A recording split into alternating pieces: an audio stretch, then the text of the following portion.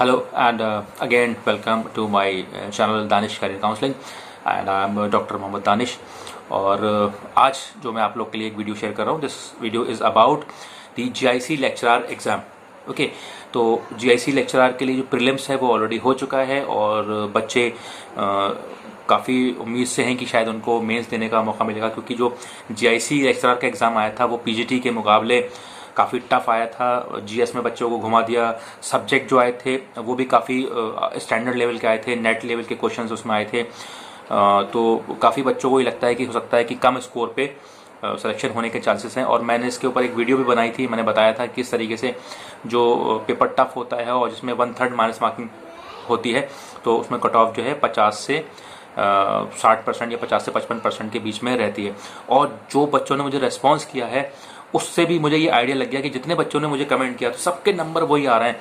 कोई कह रहा है कि सर मेरे 58 क्वेश्चन सही हैं काट पीट के, कोई कह रहा है मेरा सर 65, 60, 65, 70, बहुत कम ही ऐसे बच्चे ने मुझे कमेंट किया जिसमें कोई 75 से ऊपर जा रहा हो या 80 से ऊपर जा रहा हो। काफ़ी बच्चों ने मुझे जवाब दिया, तो मुझे एक अंदाज़ा लग गया कि ये लो स्कोरिंग मैच होने वाला है।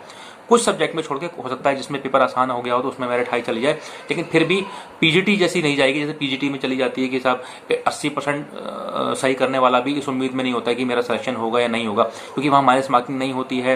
पेपर का स्टैंडर्ड भी हल्का होता है, बिल्कुल आसान तो नहीं कहूँगा लेकिन GIC के मुकाबले हल्का रहता है, तो वहाँ पर मेरिट ऊपर चली जाती है। ओके, तो GIC की मैं बात करूँगा कि बच्चे मुझसे पूछ रहे हैं कि सर GIC जो मेंस का एग्ज़ाम है उसके बारे में, तो अब मैं तो उम्मीद यही करता हूँ कि जो मैंने एक एनालिसिस किया है वही रहे और उसी हिसाब से जो लो स्कोरिंग मैच हो, मतलब नंबर कम रहने पे भी आपको सिलेक्शन का चांसेस हो और एटलीस्ट कम से कम मेंस देने का तो मौका मिले। ठीक है, तो बाकी आपकी परफॉर्मेंस के ऊपर रहेगा। अब सवाल ये खड़ा होता है, बच्चे पूछ रहे हैं कि सर मेंस के बारे में बताइए और मेंस का पेपर कैसा होगा, ऐसे राइटिंग के बारे में बताइए, सब्जेक्ट की तैयारी कैसे करें, क्या दोनों पेपर एक ही दिन में होंगे और किस तरीके से हमें आंसर राइटिंग लिखनी है, क्या क्या पढ़ें क्या ना पढ़ें। तो मैं अपनी एक वीडियो मैं ऑलरेडी बना चुका हूं जिसमें मैंने ये बात की थी कि सिलेबस कैसा है, सिलेबस क्या होगा। मैंने हिंदी और ऐसे राइटिंग कैसे लिख करें और हिंदी की कौन सी किताब पढ़ें और सब्जेक्ट की कैसे तैयारी करें। तो मैंने बताया था आप लोगों को कि हिंदी के लिए मैंने एक किताब बताई है। आप मेरे जहाँ भी बच्चों ने मुझे कमेंट किया है उसमें चैट बॉक्स में देख लें, वरना आप मुझे कमेंट बॉक्स में लिखें, मैं वहाँ बता दूंगा। बट मैं पब्लिकली चैनल पे यहाँ डिस्क्लोज नहीं करूँगा बुक का नाम, दैट इज़ नॉट फेयर, क्योंकि I am not a promoter of any publisher और एनी ऑथर। ठीक है, क्योंकि this is not my marketing channel, this is my career counselling channel. Okay, तो मैं वहाँ पर आपको इंडिविजुअली आप मुझसे पूछेंगे, मैं बता दूंगा कि हिंदी की किताब कौन सी यूज़ करनी है।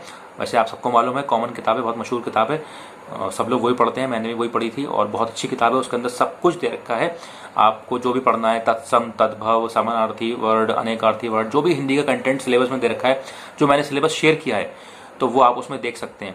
मैंने इससे पहले एक वीडियो शेयर की थी सिलेबस के रिगार्डिंग, अगर किसी को सिलेबस की वीडियो देखनी है तो उसमें मैंने हिंदी का, निबंध राइटिंग का और मेंस का, इवन मेंस तक का जो सब्जेक्ट का सिलेबस है, हर सब्जेक्ट का सिलेबस मैंने वेरी क्विकली डिस्कस किया है, तो वो भी आप देख सकते हैं। तो हिंदी तो आप उस किताब से कर सकते हैं। ऐसे राइटिंग की अगर बात करूं, बच्चे पूछ रहे हैं कि सर निबंध कैसे लिखते हैं और निबंध के लिए क्या करें, कौन सी स्ट्रेटेजी अपनाएं, तो आप एक काम करिए, जो हिंदी की करंट अफेयर्स की मैगजीन आती हैं, जिसमें जो अच्छी मैगजीन होती हैं, जो सबसे ज़्यादा चलती हैं सिविल सर्विसेज में, आप वो करंट अफेयर्स की हिंदी की मैगजीन लीजिए और उस मैगजीन में से वो टॉपिक पढ़िए जिन टॉपिक के ऊपर आयोग ने ऐसे का कंटेंट दिया है कि आपको ऐसे या निबंध किन किन टॉपिक्स पे लिखना है।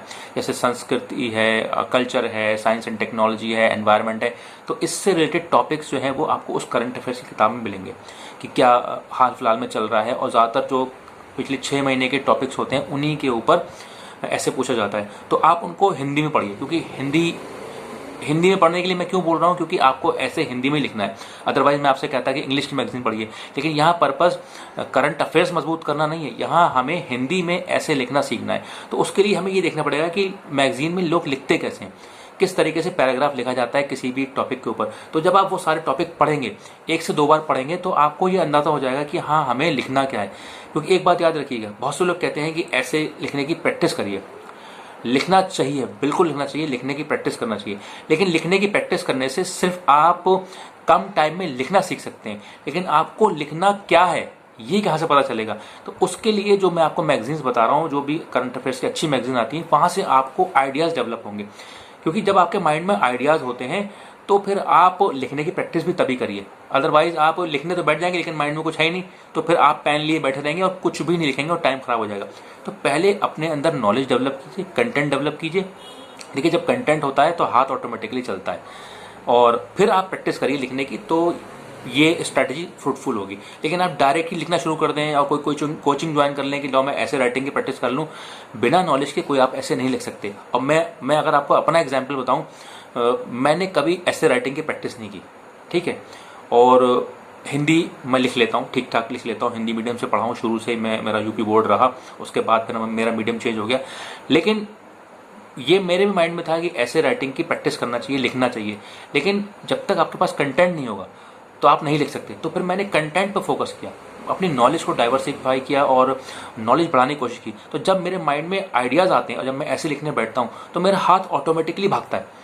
मतलब मेरा लगता है कि मैं और भी कुछ इसमें ऐड कर दूं। मुझे कई बार अपने हाथ को रोकना पड़ता है कि कहीं ऐसा ना हो कि ज़्यादा लिख दूं और इतना रिक्वायर्ड ना हो, ठीक है। तो आप इस बात का ध्यान रखिए, पहले कंटेंट पर फोकस करिए और तब उसके साथ साथ आप लिखने की प्रैक्टिस करिए, तभी आपका फ्रूटफुल होगा।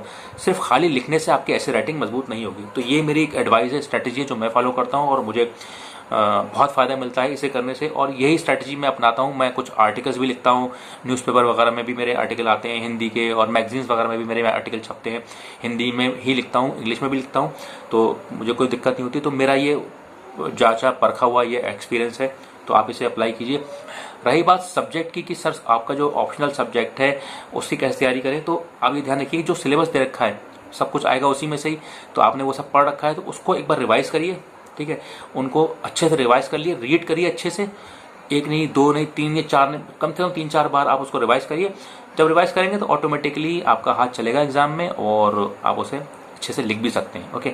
तो कोई बड़ी चीज़ नहीं है। और रही बात इसकी जीआईसी के इंटरव्यू की, तो इसमें कोई इंटरव्यू तो है नहीं, सिर्फ आपको मेंस देना है और अच्छे से देना है और आपका सिलेक्शन हो जाएगा, ओके। तो ये एक बेसिक स्ट्रैटेजी रही, मैंने आपको बताई जीआईसी मेंस के लिए।